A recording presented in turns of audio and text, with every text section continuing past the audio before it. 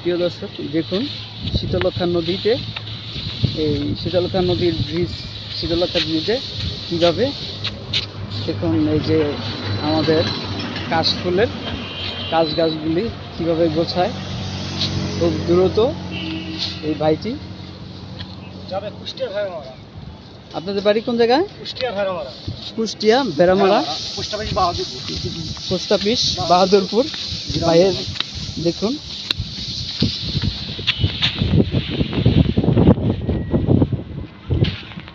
অবশ্যই আপনাদেরকে দেখালাম ভিডিওটা কীভাবে দ্রুত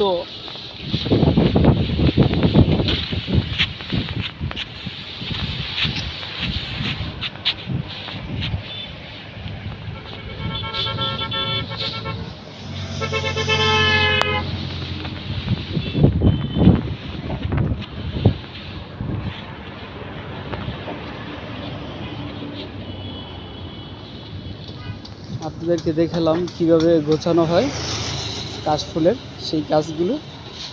এই যে দেখুন আবারও কীভাবে গোছাতে, এত খুব দ্রুত। অবশ্য আমিও দৌড়িয়ে ওনার সাথে পারি না, এত দ্রুত উনি গোছায়। এগুলিতে কি করা হবে ভাই? পানের গাছ বলতে হবে। হ্যাঁ, পানের গাছ, পানের গাছ। ও পানের বোর না? জি, পানের বোরে ওই দেওয়া হবে বেড়ার জন্য। এই কাশফুলগুলো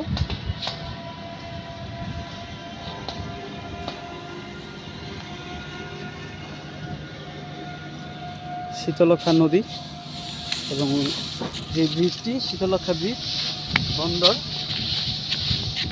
দেখুন কীভাবে গোছানো হয় কাশফুলের সেই গাছগুলো।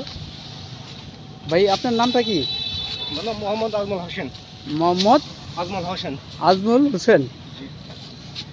কুষ্টিয়ার ভাই মোহাম্মদ নাজমুল হোসেন, আজমল হোসেন।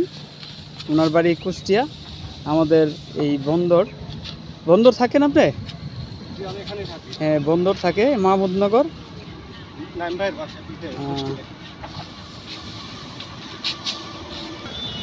এই দেখুন শীতলক্ষা নদী এবং শীতলক্ষা ব্রিজ, যে টোল প্লাজা কাউন্টার বলা হয় আমাদের বন্দর মাহমুদনগর না ফ্রাজিকান্দা বন্দর, নারায়ণগঞ্জ। শীতলক্ষা নদী দেখুন, যে ব্রিজ দিয়ে, শীতলক্ষা ব্রিজ দিয়ে ট্রাকগুলো চলে আসলো। খুব কার আগে কে যাবে কম্পিটিশন, এটা কিন্তু খুব রিস্কের বিষয়। এভাবে আসলে যে কোনো সময় যে কোনো দুর্ঘটনা ঘটতে পারে, দুর্ঘটনা ঘটার সম্ভাবনা থাকে। অবশ্যই আশা করব ড্রাইভার ভাইয়েরা যেভাবে চালায় এভাবে না চালিয়ে সুশৃঙ্খলভাবে চালানোর জন্য, এবং উনিও ভালো থাকুক এবং আশেপাশের মানুষ যারা আছে ওনারা ভালো থাকুক। ধন্যবাদ সবাইকে। দেখুন শীতলক্ষা ব্রিজ, আমরা এখন আরেকটি পাশে চলে আসলাম। প্রিয় দর্শক, দেখুন কাশফুলগুলো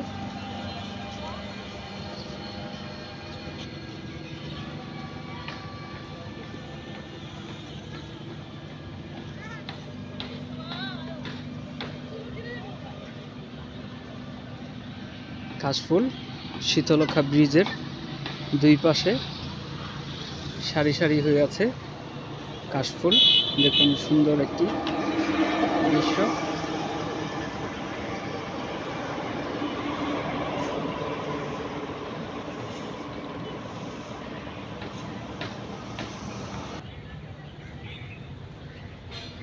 দেখুন একটি পোকা ফুল গাছে। অবশ্য এই পোকাগুলো নিয়ে অনেক বছর পরে দেখলাম।